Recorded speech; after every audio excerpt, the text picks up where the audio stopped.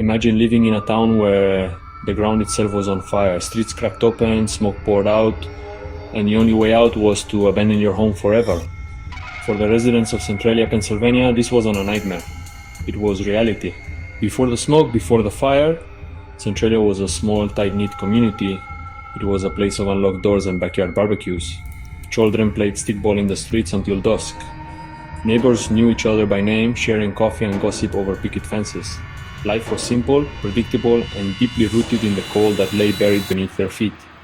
The town was built on a foundation of anthracite, the hardest, cleanest burning coal in the world. This black diamond was the town's lifeblood. Generations of men had descended into the dark, labyrinthine tunnels that crisscrossed the earth below. They worked hard, their faces permanently smudged with the dust that paid their bills. The mines provided for their families. They built the churches, the schools, and the small businesses that lined Locust Avenue. Centralia was proud of its heritage. It was a classic American small town, humming with the quiet rhythm of working-class life. The people were resilient, bound together by shared hardship and a fierce sense of community. They believed their town was as solid as the very ground they walked on, but that ground held a dangerous secret. The vast network of abandoned mine tunnels beneath Centralia was a tinderbox waiting for a spark. It was a complex maze, a hollowed-out world hidden from view. Decades of mining had left behind a honeycomb of passages, chambers, and leftover coal seams. This subterranean labyrinth was like a lung, full of oxygen and fuel. No one truly knew the full extent of the tunnels. They were a forgotten legacy of a booming industry, a dark mirror of the town above. The miners who had once mapped these depths were long gone, their knowledge buried with them. The residents above went about their lives, oblivious to the peril. They planted gardens, raised families, and dreamed of the future. They had no reason to suspect that the very source of their prosperity would become the instrument of their destruction. The fire began with a simple routine task. In May of 1962, the town council needed to clean up the local landfill. It was a common problem for any town. The designated dump was located in an abandoned strip mining pit near the Oddfellow Cemetery. The plan seemed straightforward enough. They would set the trash ablaze, let it burn down, and then extinguish the embers. It was a method used many times before. It was cheap, easy, effective. Or so they thought. But they made a fatal miscalculation. The pit where the landfill was located was not just any hole in the ground. It was an old mining pit and it had an unsealed opening.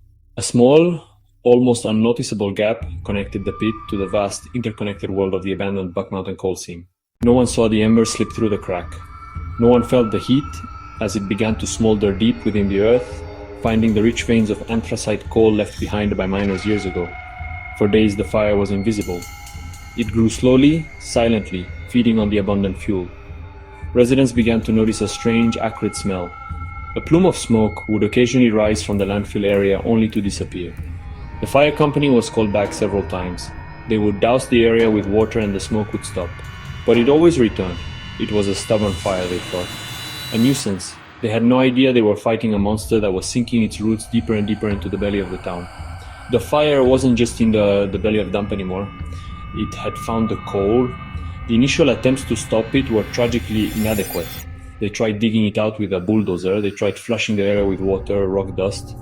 But they were always one step behind. The fire was moving through the mine tunnels, a hidden inferno spreading like a cancer. The complex geology of the mines made it impossible to track. It would disappear in one area only to reappear in another hotter and stronger than before. The officials and engineers were baffled. The fire was now a permanent, unseen resident of Centralia.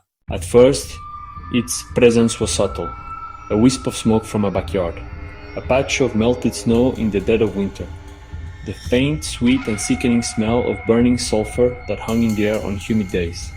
People tried to ignore it. They patched the cracks in their basements. They stuffed towels under their doors. Life had to go on. But the whispers from below grew louder. The ground in some areas became warm to the touch. Gardens withered as the soil was cooked from underneath. The earth itself was becoming a slow-burning oven. The situation was growing more and more bizarre. Gas station owner John Coddington had a serious problem. He checked the temperature of the gasoline in his underground storage tanks and found it was nearly 172 degrees Fahrenheit. The fuel was dangerously hot, a ticking time bomb beneath his business. He had no choice but to shut down and abandon his station. This was no longer a distant problem at the edge of town. The fire was now directly under their feet, under their homes and businesses. It was a relentless, creeping invader that respected no property lines. The psychological toll was immense. How do you sleep when you know a fire is raging just a few hundred feet beneath your bed? Residents grew anxious and irritable. The constant smell, the unsettling warmth of the ground, the fear of what was happening in the darkness below, it all wore them down. Some residents started getting sick from the toxic gases seeping into their homes, carbon monoxide, carbon dioxide. Other dangerous fumes were leaking through foundations and into basements. The air in their own homes was becoming poisonous. Valentine's Day, 1981. The date is forever burned into the memory of Centralia. 12-year-old Todd Domboski was walking through his grandmother's backyard. It was a path he had taken countless times before. But on this day, the ground was not as it seemed. Suddenly, a plume of steam erupted from the earth near his feet. Before he could react, the ground gave way. A sinkhole opened up beneath him, roughly 4 feet wide, 150 feet deep. Todd was swallowed by the earth, plunging into a pit of hot mud, loose soil, suffocating, sulfurous steam. He screamed for help, his voice muffled by the collapsing dirt. His feet dangled in a terrifying void, heat rising to scorch him. He clawed at the slippery sides, fingers digging into roots and crumbling soil. The hole was unstable, its edges crumbling, threatening to pull him deeper. Just as his strength failed, his cousin Eric Wolfgang saw what had happened. He ran to the edge, he reached down and grabbed Todd's hands. He pulled him out of the abyss just moments before he would have been lost forever. The incident was a terrifying wake-up call. It proved nowhere in Centralia was safe. The hidden fire was not just a nuisance, it was a killer. The story sent panic through the town and made national headlines. If a child could be swallowed in his own backyard, what could happen next? Could a house or an entire block be next to collapse into the fiery depths? The sinkhole was a window into the hell raging beneath the surface. The near death forced the government's hand. The slow-moving bureaucracy was jolted into action. The debate was no longer about how to fight the fire, it was about how to save the people. The risks were too great, the danger too immediate. Centralia, which had clung to life for 2 decades, faced its own mortality. The conversation shifted from containment to evacuation. The Domboski incident split the town in two. On one side were those who saw the sinkhole as the final warning. They believed the town was no longer habitable. The risk to their children and their own lives was just too great. They demanded a solution, a way out. They wanted the government to buy their homes so they could live and start new, safer lives elsewhere. Every creak of the floorboards, every strange smell in the basement reminded them of the fire below. On the other side were the holdouts. These residents refused to leave. Centralia was their home.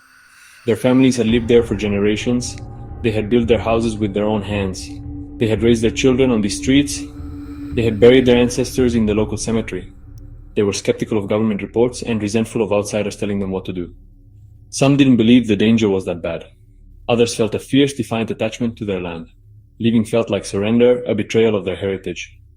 This division created deep, bitter rifts in the community. Neighbors who had been friends for decades stopped speaking.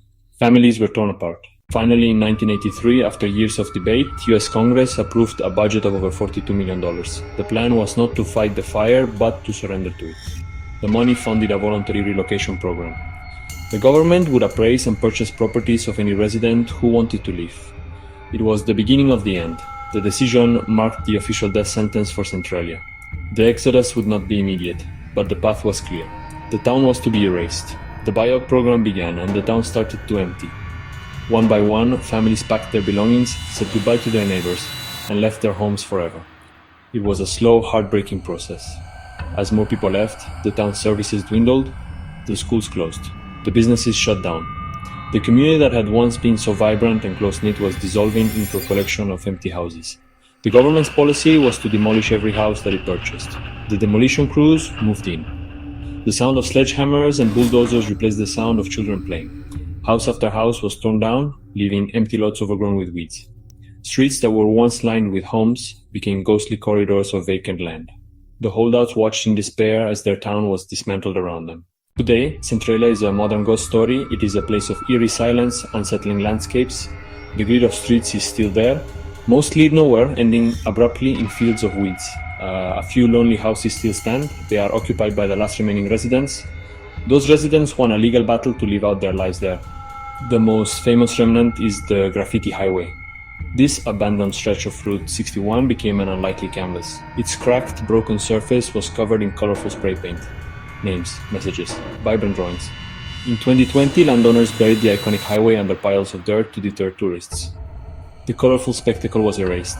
The fire below continues its relentless slow-motion burn. Scientists estimate enough anthracite coal in the seams beneath Centralia to fuel the fire for another 250 years. An environmental disaster of epic proportions.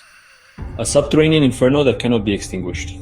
The ground remains hot in places.